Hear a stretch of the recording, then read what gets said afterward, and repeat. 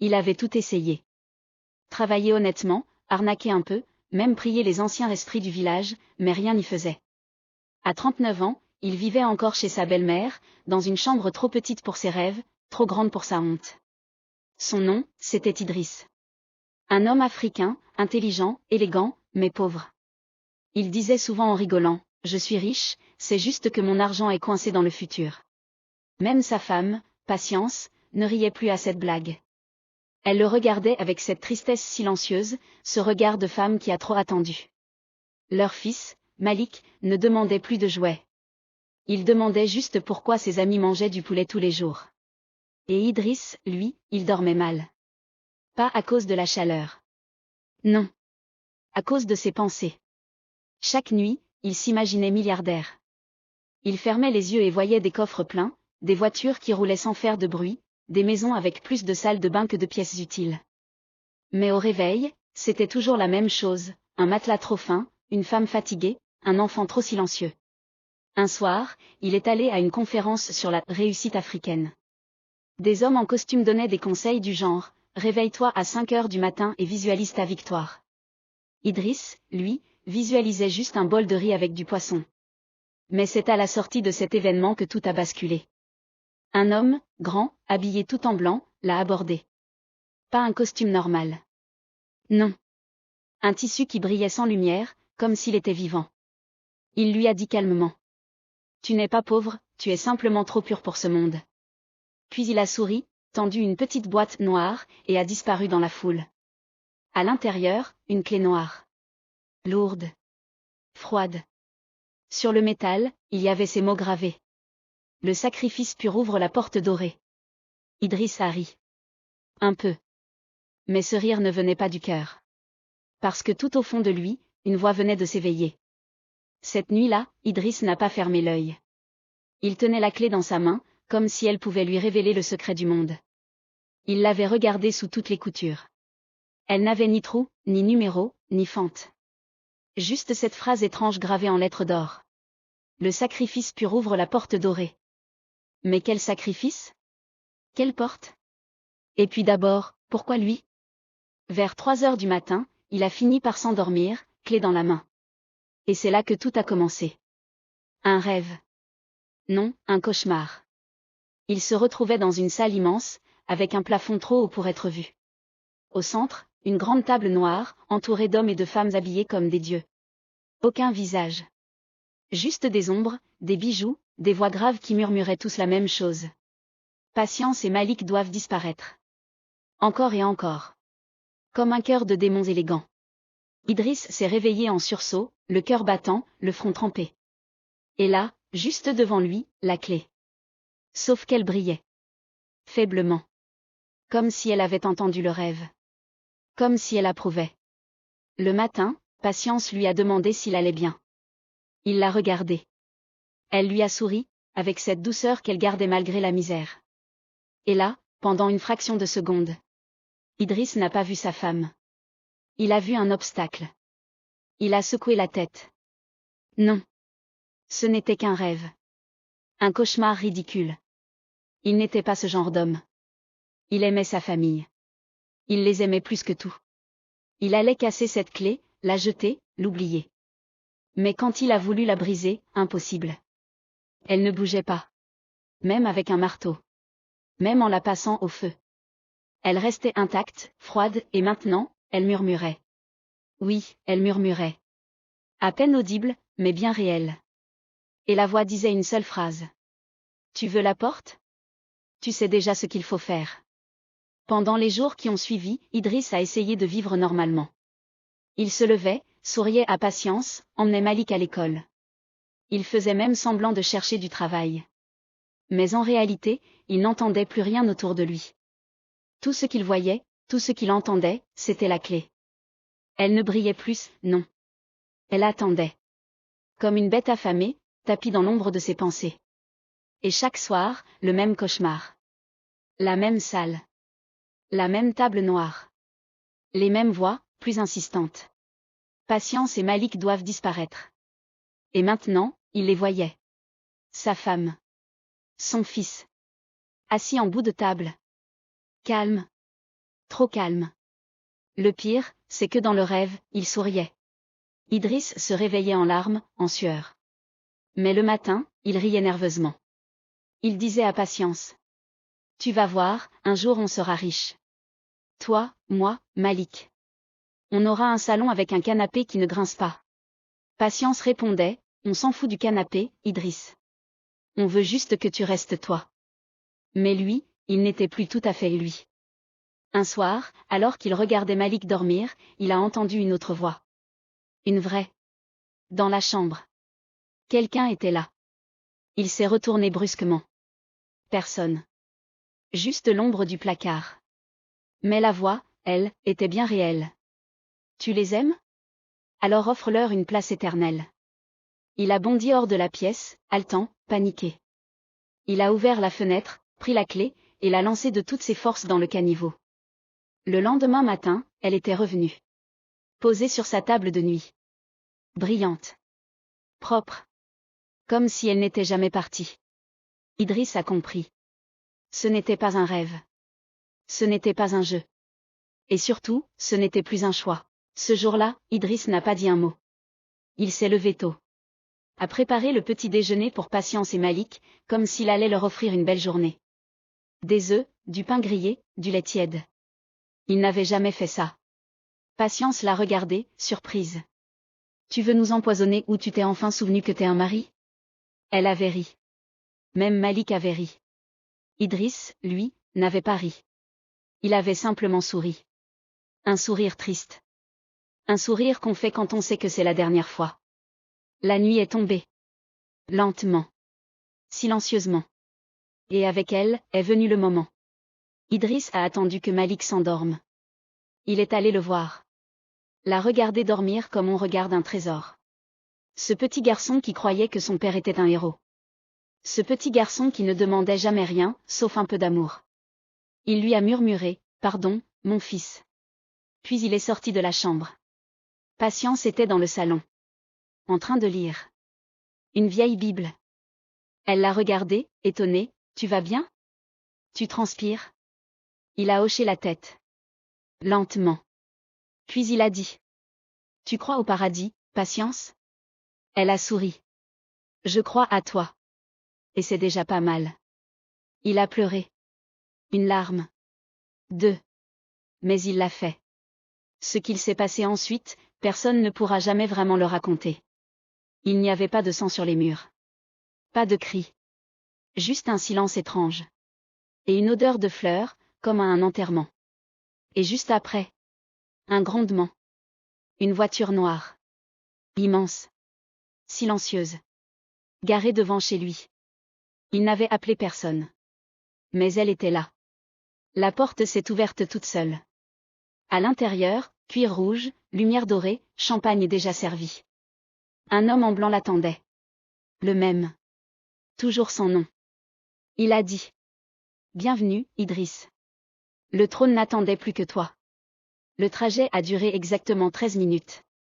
Pas une de plus. Pas une de moins. Idriss n'a pas posé de questions.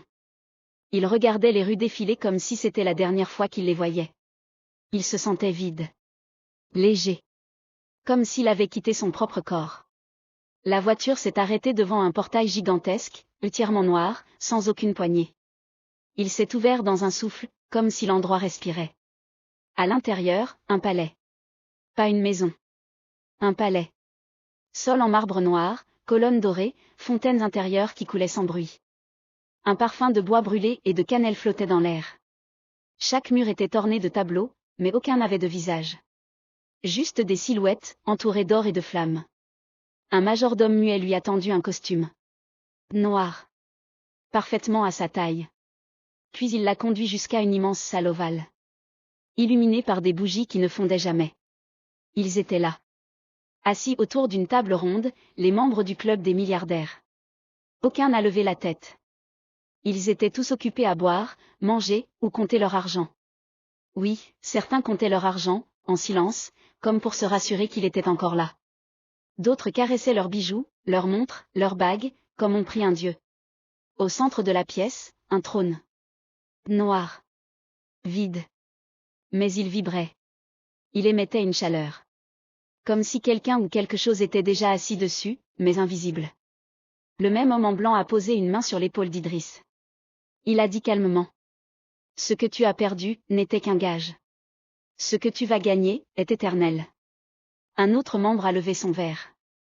Un homme obèse, vêtu de diamants, avec un rire gras. Il a crié.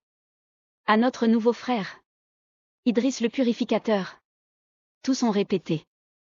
Le purificateur. Le purificateur. Et Idriss a souri. Mais ce n'était pas un sourire humain. C'était autre chose. Quelque chose qu'on ne peut pas décrire. Quelque chose qu'on ne peut plus reprendre. Depuis qu'il avait intégré le club, Idriss n'avait plus jamais eu faim. Plus jamais froid. Plus jamais peur. Ses comptes bancaires se remplissaient automatiquement. Chaque matin, il se réveillait dans une nouvelle maison, plus grande, plus luxueuse que la veille. Des femmes sublimes apparaissaient, le caressaient, l'appelaient mon roi. Il ne les connaissait pas. Il ne leur posait pas de questions. Il n'avait plus besoin d'aimer. Mais il y avait des règles. La première, ne jamais parler du sacrifice. La deuxième, ne jamais poser de questions sur le trône. Et la troisième, la plus étrange. Chaque pleine lune, Idriss devait assister à la veillée. C'était une réunion privée, dans une salle cachée sous le palais. Là, les membres du club se rassemblaient autour d'un immense bassin noir rempli d'un liquide étrange, entre le pétrole et l'encre. Ils plongeaient leurs mains dedans. Fermaient les yeux. Et murmuraient des noms. Idriss ne comprenait pas. La première fois, il avait simplement imité les autres. Il avait plongé la main. Et là, il l'avait vue. Patience. Elle était là, dans le liquide, comme figée dans une autre dimension. Elle ne bougeait pas. Ne criait pas. Mais ses yeux le regardaient. Et elle pleurait. Idriss avait reculé d'un bond. Il avait crié. Qu'est-ce que c'est? Le gros homme en diamant lui avait tapé sur l'épaule. C'est ton héritage, Idriss. Tu fais partie de ceux qui se souviennent. C'est pour ça qu'on t'a choisi. Depuis ce jour, il n'a plus jamais regardé dans le bassin. Mais il venait. À chaque pleine lune. Parce que s'il ne venait pas, il savait que quelqu'un d'autre apparaîtrait à sa place. Et dans ce monde-là, l'absence est une trahison. Les mois passaient, mais Idriss ne dormait plus. Il souriait devant les caméras. Il apparaissait dans les journaux, assis aux côtés de présidents, de stars, de rois. On l'appelait le philanthrope silencieux, l'homme qui ne parle pas, mais qui donne. Mais lui, il savait. Il savait que tout ce qu'il donnait venait du vide. Et que plus il offrait, plus ce vide s'étendait en lui. Un jour, il s'est réveillé dans un penthouse à Tokyo. Vue à 360 degrés. Piscine au plafond. Sur la table, une lettre, posée comme un défi. Écrite à la main. Tu veux sortir? Tu veux les revoir? Alors brise la règle. Il a regardé autour de lui. Personne. Mais cette phrase le hantait. Briser la règle? Laquelle? Parler du sacrifice? Regarder le trône? Manquer une veillée? Ou peut-être, regarder dans le bassin et parler à ce qu'il y a dedans. Ce soir-là, il est retourné au palais. Tout seul. Il a descendu les escaliers jusqu'à la salle souterraine. Personne. Pas une âme. Juste le bassin noir, tranquille. Immobile. Il s'est approché. Lentement. Il a tendu la main. Tremblante. Et au lieu de juste plonger, il a parlé. Patience, tu m'entends? Rien. Il a recommencé.